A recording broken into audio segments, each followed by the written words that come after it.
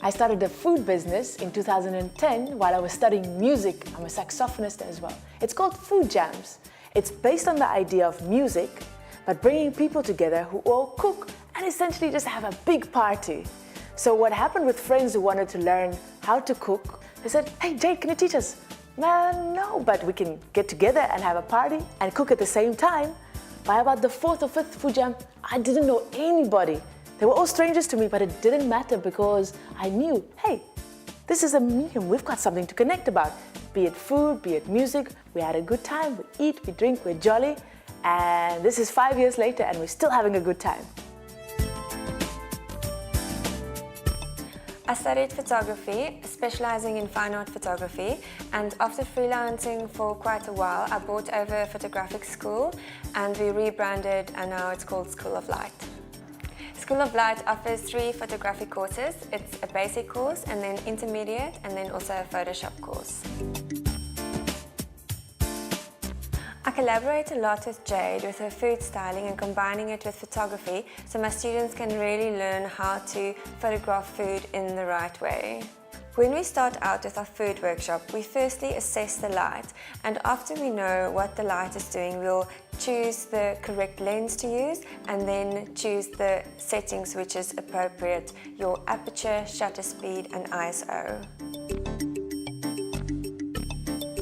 Food styling is a very, very personal thing. You can develop your own style by taking references from what happened way back. It has changed immensely until where we are today. For the photographic workshop, we focused on a classic way of styling. It looks like you want to get involved. So for the very first dish, we started off with fennel, which is the main act, which is about to be cooked in the pan with a few supporting flavors, bay leaves, some clementines, and it's beautiful because it makes you look like you want to cook it, right? So once Jade has brought in the dishes, we will assess what she has put in front of us. So we'll look at the different colors, the shapes, the textures, and we'll also look at the different lines that we can use within the image, and I'll assess the images while the students are busy taking them and advise them onto how to compose for perhaps a better image. For the second dish, we started off with a baked cake. Simple, the main ingredient is clementines. So we added the clementines on the side for a little bit of a pop of color. A little leaf on the side, also from the clementine tree. And from that, we could transgress to a raw feeling. Make a slice of the cake, take it out and make it look raw and beautiful, like you want to bite into it by putting it on the table. I try to bring a creative element to the workshop always.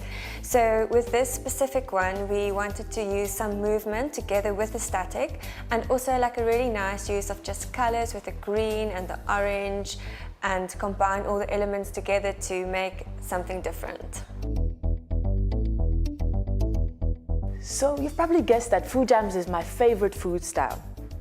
We set up the ingredients with the recipe and the equipment for guests to be able to get stuck into and cook their own meal, and then share it with the rest of the group. I've been involved in a few cookbook publications. The first one started when I was 18, a book that I self-published by putting photographs, recipes and illustrations together.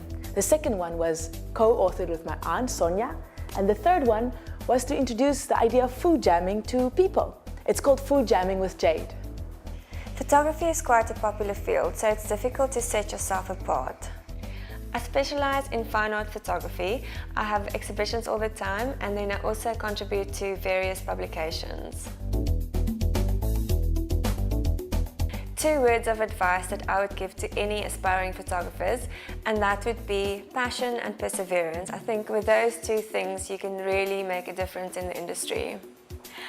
Well, this photography course helped me a huge amount because I've just been doing photos for my mom's cookbook, and it helped me with all the settings and everything that I needed to know for it. It was very beneficial for me.